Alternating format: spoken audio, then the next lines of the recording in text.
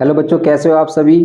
तो काफ़ी बच्चों का हमारे पास कमेंट आ रहा है और बोल रहे हैं कि सर एक बार टाइम मैनेजमेंट की स्ट्रेटजी बता दीजिए कि कैसे हम ड्यूरिंग एग्जाम अपना टाइम मैनेज करें, क्योंकि काफ़ी बच्चों को ये प्रॉब्लम होती है कि क्वेश्चन पेपर पूरा आता है लेकिन टाइम ही नहीं बचता at the end.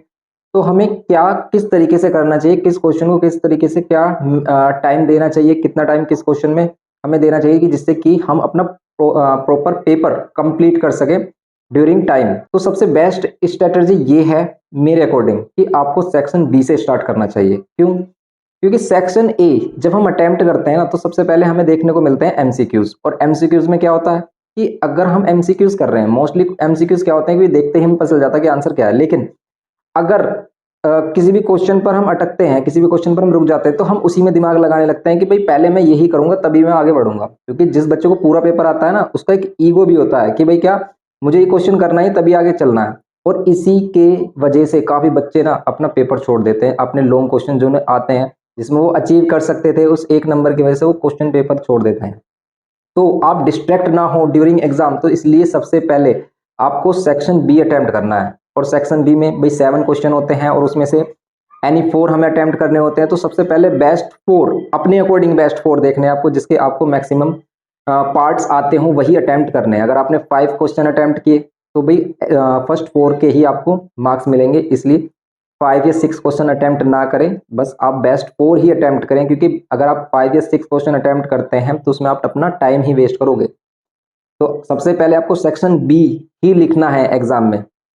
Section B डालिए हेडिंग और फिर क्वेश्चन पेपर सोल्व करना शुरू करिए। पहले डिसाइड करिए कि भी कौन से हमें बेस्ट 4 क्वेश्चन करने हैं। वो बेस्ट 4 क्वेश्चन हो जाएं तो भाई हम अपना आधा पेपर कर चुके होंगे। और इसके लिए जो हमें टाइम देना है वो मैक्सिमम आप 1:40 से 1:45 इतना टाइम में वो कर दें आप। वरना भाई ये रखें कि भाई 1.5 घंटे में, करीब 1 घंटे 30 मिनट में आप अपना सेक्शन बी फुल कर दें। वैसे तो इसमें टाइम लगता है, तो आप मैक्सिमम भाई 1:40 से 1:45 तक टाइम ले सकते हैं। फिर हमारी बात आती है सेक्शन ए की।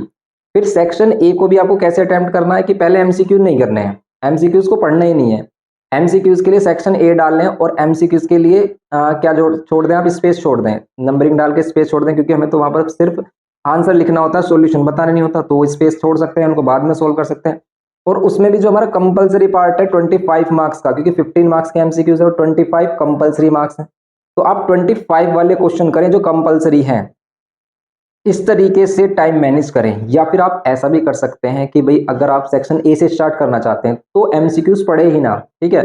एमसीक्यूज नहीं पढ़ने आपको, उसके लिए स्पेस छोड़ देना सेक्शन ए लिखकर, फिर कंपलसरी क्वेश्चन करने और देन आपको सेलेक्ट करने अपने बेस्ट 4 क्वेश्चन सेक्शन बी में से। उनको करने के बाद लास्ट में एमसीक्यूज करने हैं। तो एमसीक्यूज में अपना टाइम वेस्ट मत करना बिल्कुल भी, क्योंकि बहुत ज्यादा टाइम वेस्ट कर लेते हैं बच्चे अपना एमसीक्यू में। इसलिए सबसे पहले आप अपने कंपलसरी क्वेश्चन करें और फिर उसके बाद अगर आपको सेक्शन बी करना तो वो सेक्शन बी करें। And then at the last आपको एमसीक्यूज करने, क्योंकि एमसीक्यूज में भी अगर गलत हुआ तो कोई भी नंबर नहीं मिलेगा, और सही हुआ तो फिर तभी 1 नंबर मिलेगा, वो भी 1 नंबर मिलेगा। तो इसीलिए सबसे पहले अपने कंपलसरी क्वेश्चन और सेक्शन बी के क्वेश्चन कंप्लीट करें। इस तरीके से टाइम मैनेज करें कि भाई सेक्शन बी आपको मैक्सिमम अगर हम टाइम देखें तो 1:40 1:45 मिनट में वो हो जाना चाहिए, और जो रिमेनिंग टाइम है वो बचना चाहिए हमारा सेक्शन ए के लिए। ओके, तो ये टाइम मैनेजमेंट स्ट्रेटेजी रखेंगे अगर आप, तो आपको टाइम काफ़ी मिल जाएगा अपना क्वेश्चन पेपर करने के लिए। और आपका ये क्वेश्चन नहीं रहेगा कि सर मेरा क्वेश्चन पेपर छूट गया, मुझे आता पूरा था, मैं पूरा कर सकता था, मैं लॉन्ग क्वेश्चंस कर सकता था, लेकिन टाइम ही नहीं बचा। और ये वाली प्रॉब्लम आप ना फेस करें। तो इसीलिए अगर हम हमारे अकॉर्डिंग चलना चाहते हैं आप, वरना तो भाई जो भी आपको अच्छा लगे वो करें। लेकिन अगर हमने देखा है कि काफ़ी बच्चों ने ये चीज़ें फेस की हैं, तो उन्हीं के ही एक्सपीरियंस से हमने देखा कि भाई हमें कौन सा सेक्शन कब और कैसे करना चाहिए। तो इसीलिए हमने ये आपको स्ट्रेटजी बताई है कि या तो आप सेक्शन ए पहले करें, ठीक, मीन सेक्शन बी पहले करें और फिर सेक्शन ए अटेम्प्ट करें। या फिर अगर आप सेक्शन ए से ही स्टार्ट करना चाहते हैं तो एमसीक्यूज के लिए स्पेस छोड़ दें, नंबरिंग डाल दें 1 2 3 15 तक। उसके बाद कंपलसरी क्वेश्चन कर लें अपने, फिर सेक्शन बी कंप्लीट कर लें। और इस पूरे पोर्शन को कंप्लीट करने के बाद ही अपने एमसीक्यूज करें, क्योंकि एमसीक्यूज में टाइम वेस्ट हो जाता है कभी कभी। तो इसीलिए बस आप ये चीज़ें करें तो आपका पेपर बहुत ही अच्छा जाएगा, आपको टाइम की बिल्कुल भी कमी नहीं पड़ेगी और आप अच्छे से अपना पेपर दे पाएंगे। हमारी तरफ से सभी को all the very best and God bless to all.